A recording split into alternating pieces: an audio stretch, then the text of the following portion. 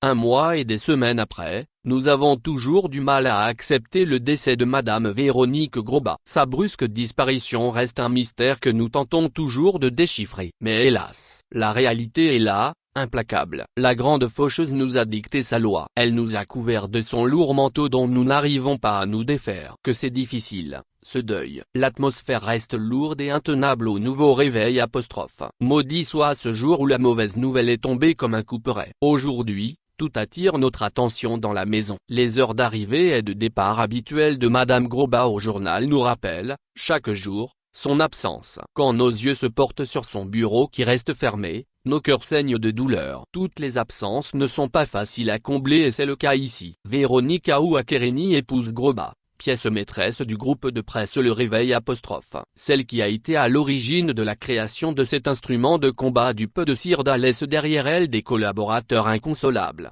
Madame Grobat, rappellent les anciens de la maison, a été celle qui a reçu les dossiers d'embauche des premiers agents de Le Nouveau Réveil apostrophe. Elle fut la maman apostrophe de tous, celle qui détient le secret de la joie et de l'amour. Tous les travailleurs qui sont passés, de 2001 à ce jour, gardent d'elle le souvenir d'une maman apostrophe attentionnée et bienveillante. Directrice commerciale, c'est elle qui a tissé tous les grands partenariats de ce groupe de presse qui se bonifie au fil des ans. Du haut de ses 24 ans, Le Nouveau Réveil est classé premier des journaux privés, en termes de vente, à l'échelle nationale. Le journal doit à Véronique Akerini, en partie, sa longévité, sa performance et sa résilience dans un environnement concurrentiel où beaucoup de tabloïds ont fermé boutique. Madame Grobat part au moment où nous avons le plus besoin de son expérience acquise au prix de dur labeur. Elle est pour nous, une symphonie inachevée. Avant l'ultime adieu, ce samedi, à Dimbocro, tout le personnel du journal se mobilise pour lui rendre l'hommage dû à son rang.